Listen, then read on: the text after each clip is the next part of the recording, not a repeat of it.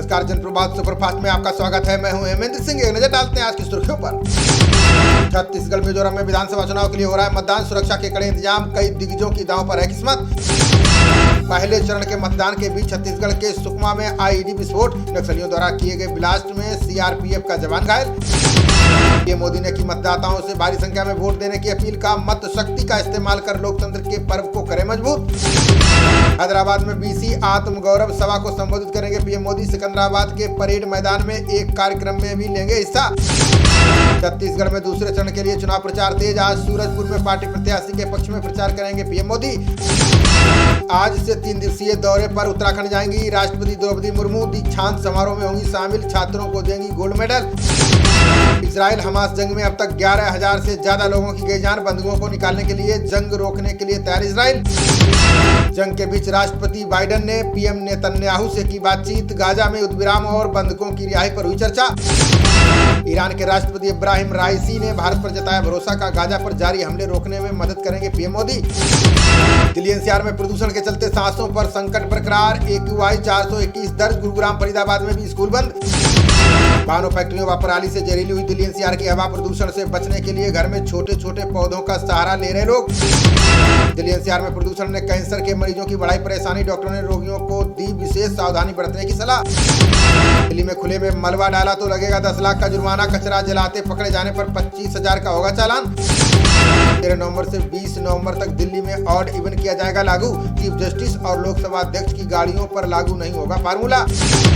DGGI ने 275 करोड़ रुपए की टैक्स चोरी का किया खुलासा। फर्जी कंपनियों के सारे करते थे गड़बड़ी, 4 गिरफ्तार। एनसीपी अध्यक्ष शरद पवार ने भाजपा पर लगाए गंभीर आरोप। का राम मंदिर प्राण प्रतिष्ठा का फायदा उठाने के लिए कर रही है राजनीति। सुप्रीम कोर्ट ने तमिलनाडु की MK स्टालिन सरकार को दिया निर्देश। कहा RSS को पथ संचलन आयोजित करने की दे अनुमति। रेलवे का पूर्वांचल के लिए विशेष ट्रेनों के संचालन का ऐलान। दीपावली और छठ पूजा के लिए घर जाने वालों को मिलेगी सुविधा। 2 सीटों पर चुनाव लड़ेंगे तेलंगाना कांग्रेस प्रदेश अध्यक्ष रेवंत रेड्डी।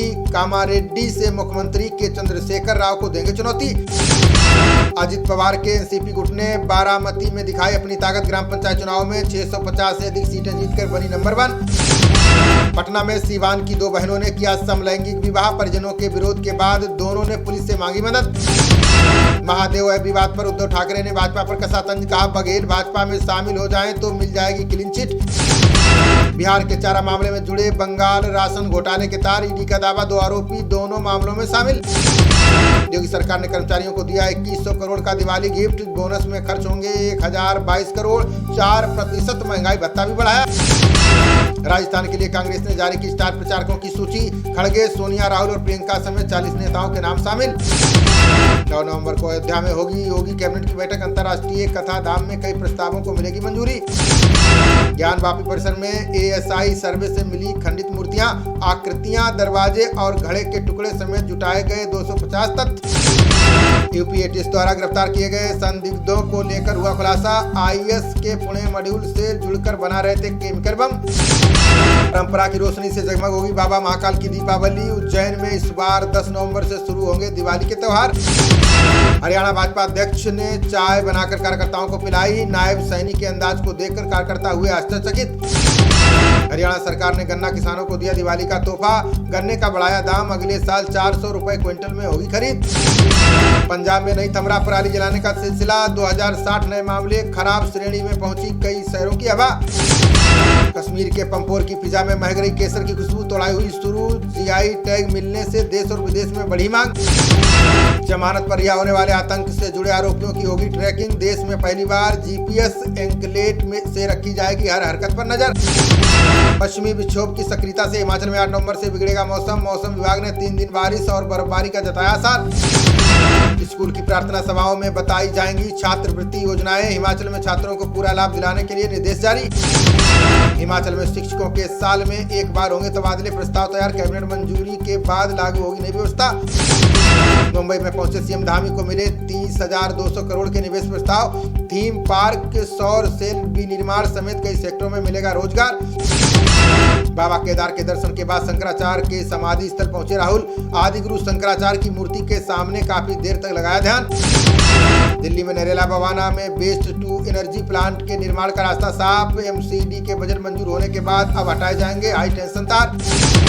राजस्थान की रैली में प्रियंका ने मोदी सरकार पर साधा निशाना, बोली सरकार ने 22,000 घोषणाएं की लेकिन पूरी 22 भी नहीं हुई।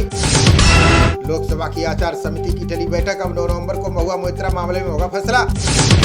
देश भर में मनाया जाएगा रामलला का प्राण प्रतिष्ठा समारोह। भुज में हो रही संघ की बैठक में किया जा रहा है मंथन। आगामी विधानसभा चुनाव के बीच चुनावी बांड की बिक्री शुरू। 6 नवंबर से 20 नवंबर के लिए एसबीआई को किया गया अधिकृत। भारतीय दंड संहिता दंड प्रक्रिया संहिता में बदलाव का मसौदा मंजूर। संसदीय समिति के सामने विपक्षी सांसदों ने भी जमा कराए असहमति पत्र। कांग्रेस नेता नवजोत सिद्धू ने पंजाब सरकार पर लगाया आरोप, बोले महंगी बिजली खरीद रहा पंजाब, वित्तीय आपातकाल तय। देश के एक और दुश्मन ख्वाजा शाहिद की संदिग्ध परिस्थितियों में मौत। जम्मू में आर्मी कैंप पर हमले का था मास्टरमाइंड। विश्व कप में बांग्लादेश ने श्रीलंका को 3 विकेट से हराया। मैथ्यूज के टाइम आउट विवाद के बाद छाए साकिब। पहले बल्लेबाजी करते हुए 279 रन पर सिमटी श्रीलंका की टीम। जवाब में बांग्लादेश ने 42वें ओवर में हासिल किया लक्ष्य। विश्व कप में ऑस्ट्रेलिया और अफगानिस्तान के बीच मुकाबला आज। अपने मध्यम क्रम की कमजोरी दूर करना चाहेगी कंगारू टीम। खबरों का सिलसिला जारी रहेगा, देखते रहिए जनप्रवाद। नमस्कार।